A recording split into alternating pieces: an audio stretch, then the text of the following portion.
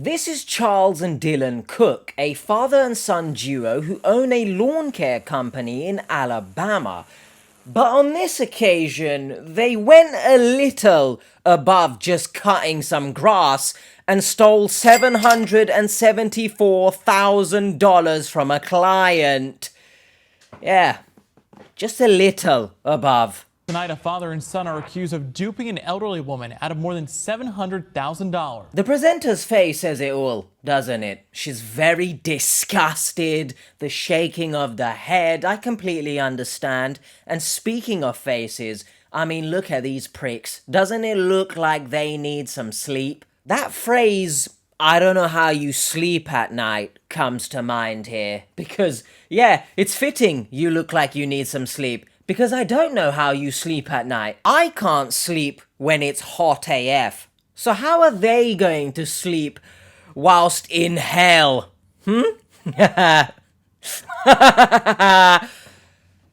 Cocks. Allegedly though, right? I have to preface this entire thing.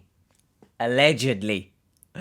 No amount of beauty sleep will fix the ugly inside of them.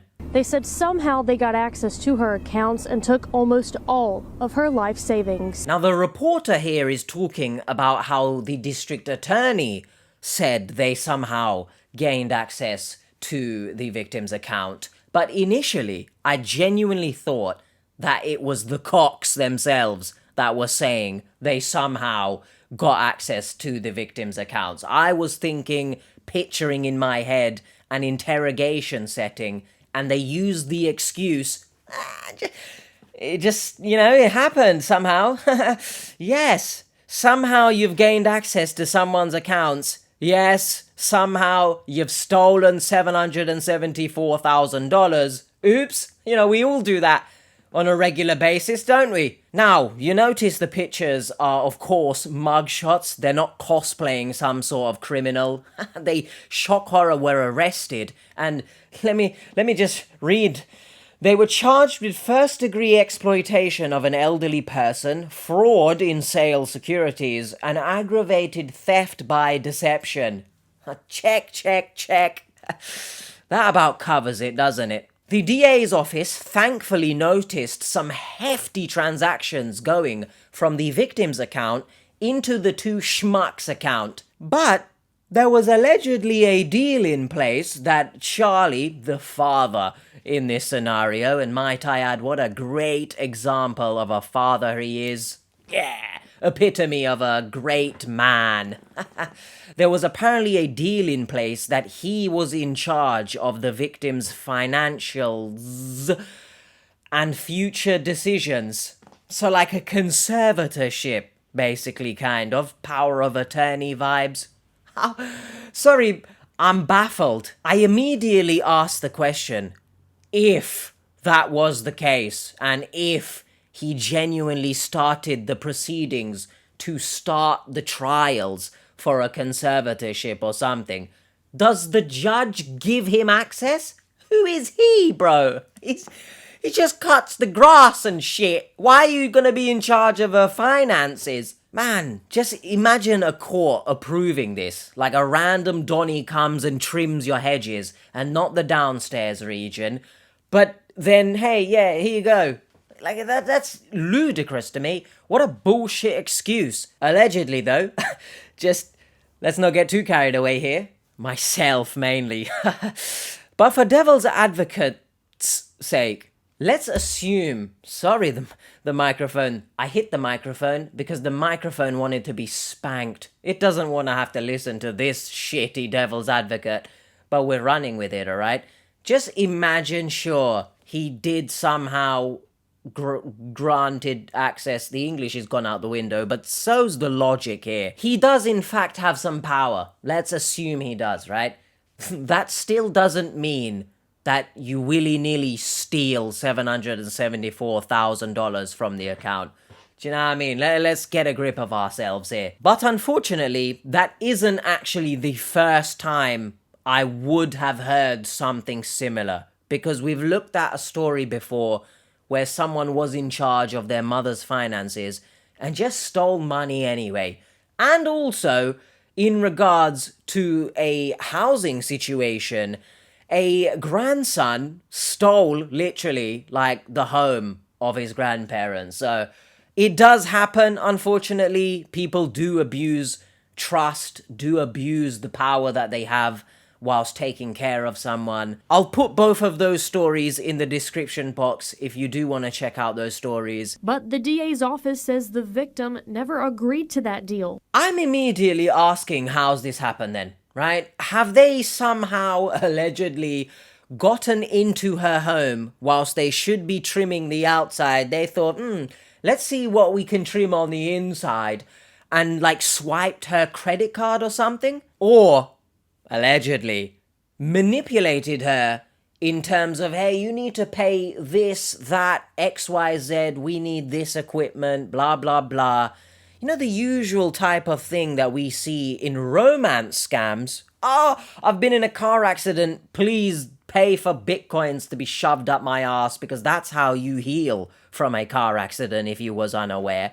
Was it that type of vibe? Well, perhaps it was, because reportedly over the span of 14 months, they did convince her to send over that money. Carl Bates, president of the BBB for the Central and South Alabama, claims that this particular case is the worst case of elderly exploitation that he has seen in Alabama. I've seen $300,000 and $400,000 instances here in the state where people have lost that much. I've had people tell me they had to take out a mortgage on their home in order to pay the romance scam or the scammer that was scamming them. I've never seen this much. Now, we've seen some crazy figures on this channel alone, sometimes pushing into the millions. So it's insane to imagine how many people out there right now probably are being scammed for God knows how much,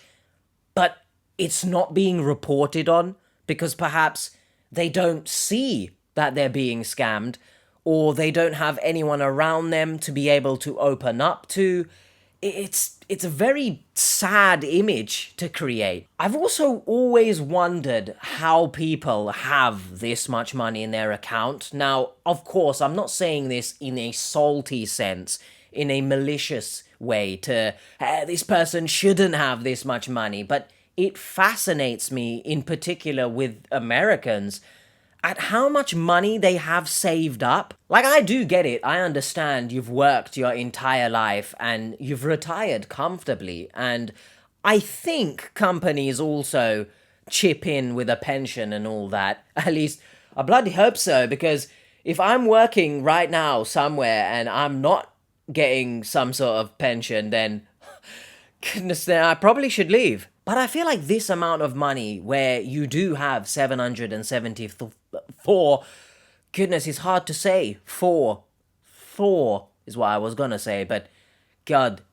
thunder has well and truly struck. And I wish it strikes these two cocks, by the way. But it's insane that this amount of money is just readily available to some people. But I feel like it's rare in this day and age, maybe. Like I, for example, I don't think I'll even get a whiff of that kind of figure.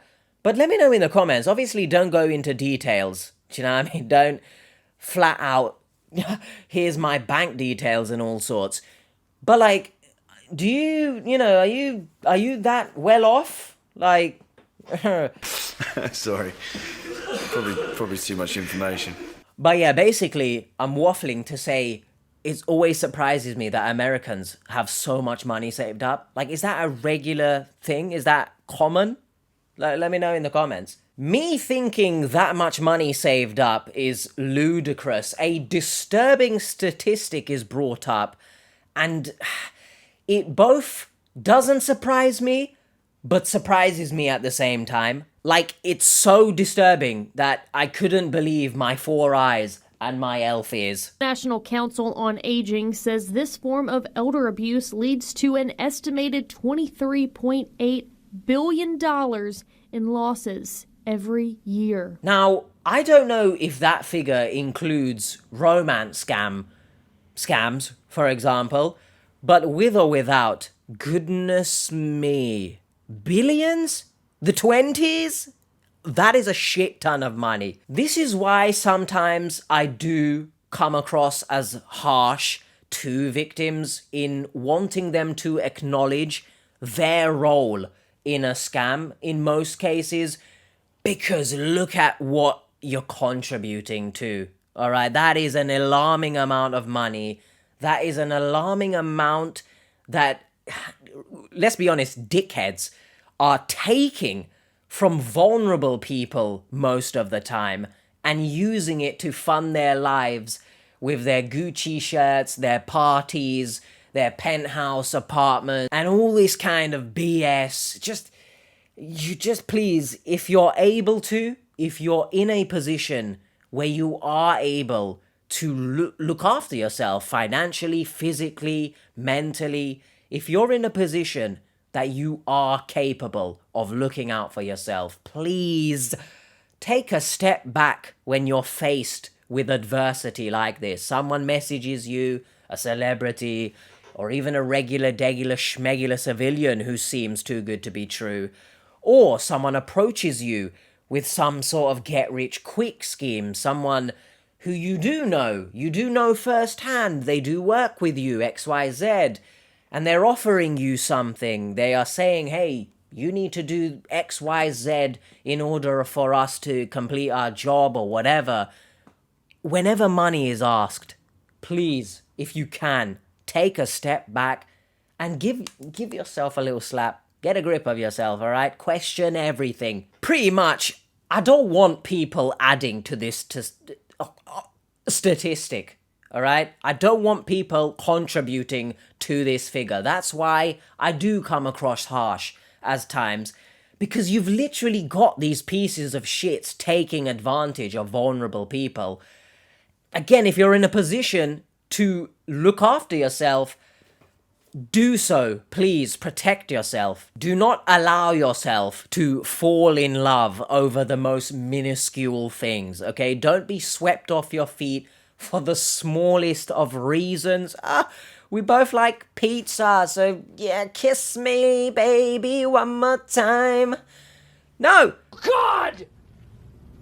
No! God, please, no! And, in regards to this case, be very vigilant of what's going on in and around your home. Cool, maybe you don't assume that random Donnies cutting your grass, who they might not be random, I mean you hired them, I guess, but when they start asking questions and start bringing up money, large sums of money no less, you tell them, you shove all those grass clippings up your ass and leave me alone, mate. Bates says it's very important you know and trust the person who is overseeing your finances, and make sure whoever you give access to, everything you agree on is in a written contract. As we touched on earlier, unfortunately there are cases where people are going to abuse your trust in them, are going to abuse the fact that maybe they do have some sort of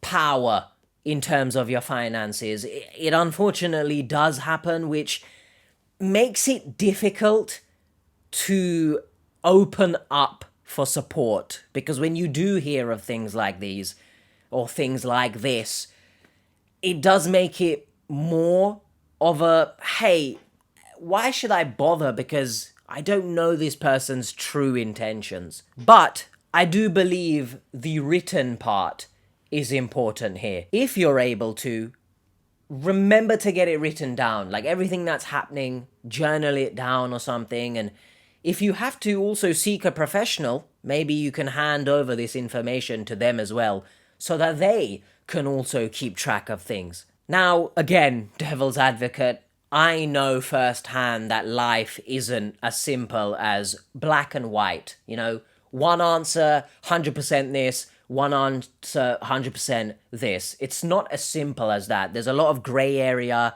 Things happen, right? There are times where you can plan ahead as much as you want, but life being life, it will spank you on the booty regardless. You naughty, naughty. However, I think and I believe that if you've done everything that you can do to protect yourself, maybe protect the people around you. You've taken all the precautions.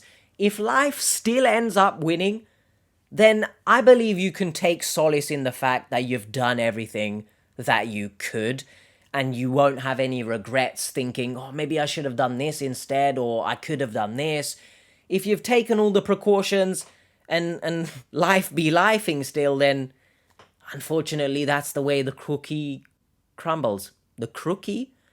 Don't know what that is. It's a mixture of a cookie and a croissant.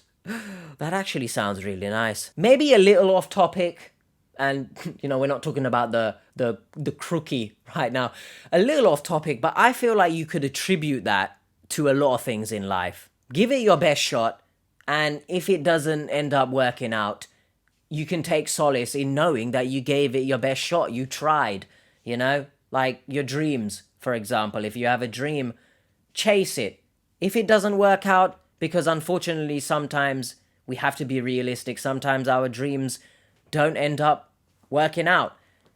You gave it your best shot, Carl goes on to add something that we rarely talk about on the channel, but it's something that I agree with heavily. You can be fine today and medically have issues tomorrow. And if you don't have somebody who you've put in charge of your affairs, once you've been incapacitated, to say, then, it becomes a huge issue and you can be taken advantage of very easily. I know I'm guilty of this, for example. I haven't even begun to think about if something was to happen to me.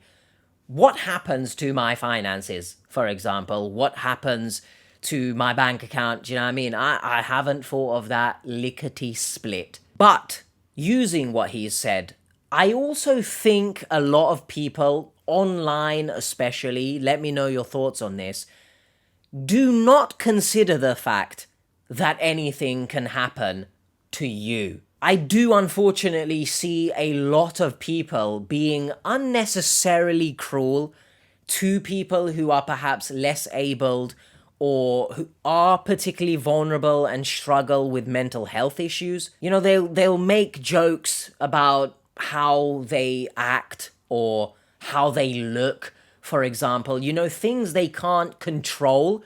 I see a lot of people essentially crucifying these people, but you don't seem to realize that, yes, it might be hyperbole to say that this is going to happen to you, but it could happen to you. You could also end up in a similar position where you are struggling. So, have a bit of empathy. I feel like a lot of people don't understand that life can swing for the fences in an instant. Obviously, it's a very toned down example, but I could be fine right now. And tomorrow I could wake up in a very shit ton of pain, right? It can swing so quickly. Your whole life just changes in a flash, just like that. I click my finger so many times. Thanos, please don't wipe out half the world. Anyway, I know Carl was more talking about being financially prepared for things, but I really believe you can attribute this notion, this logic, to a lot of things in life. We can apply this to other areas of humanity as well. You never know what can happen to you, so just be aware of what you're saying as well, Yeah, be prepared financially, as Carl was talking about, but also, I believe in karma. I believe things will come back around to bite you in the ass. So just, watch yourself. But I know that's harder to do for some people, because genuinely, some people are pieces of shit. And I know there's the whole thing that sometimes, look at criminals, for example. Could you argue them going to prison and whatnot is karma? Does it justify, or is the karma the same level as them taking a life? We're opening up a discussion there that's best saved for another day, but hopefully I'm making some sort of sense here. The two pricks were given a bond of $70,000 each, which, look, in my honest opinion, I believe that is not enough. And dare I say, I wouldn't have even attached a bond to them, but there you go. And they were scheduled to, yes, appear in court on 26th of August, which obviously at the time of recording, we're a few days out now. And I tried to look online to see what had happened with the court date, but unfortunately I couldn't even come to any sort of resolution, couldn't find anything. I even looked on some Alabama court records thing. I couldn't find anything. So if you do know of what had happened after this, publicly, let me know. Let us know. But speaking of me not finding anything, I am glad that they were found out. But it is unfortunate that they were only found out after 774,000 was freaking stolen, which my heart breaks for the victim. I don't know the full extent of the victim's background, for example. I don't know if she's particularly vulnerable or if these cocks were just, manipulating her with, hey, we need XYZ equipment, and she just believed it because they're doing work for her. You don't really think about your bloody person cutting your lawn is gonna scam you, but let that be a lesson. You can be scammed by every Tom, Dick, and Harry in this world. Yes, it can happen.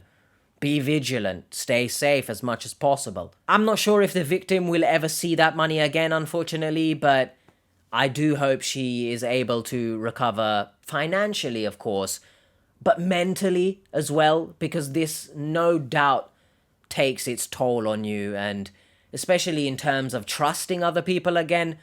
I'm of the opinion that you should be wary of everyone, but you should still allow people into your life, because closing off everyone isn't the way to navigate the rest of your life because of this experience, because you'll miss out on meeting good people, I truly hope that, if need be, also she's able to get some professional support with her mental health, because it's not easy to bounce back from this by yourself.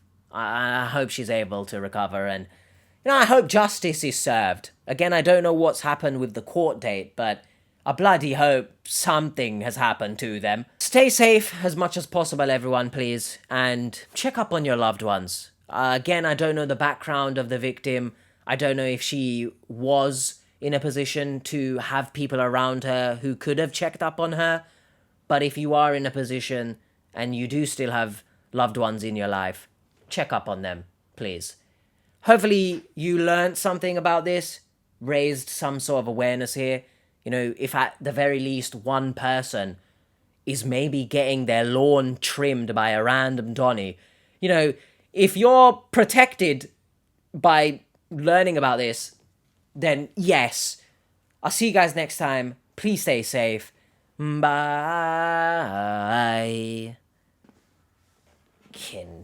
I'd love to take a lawnmower and just... Okay, I don't want to incriminate myself,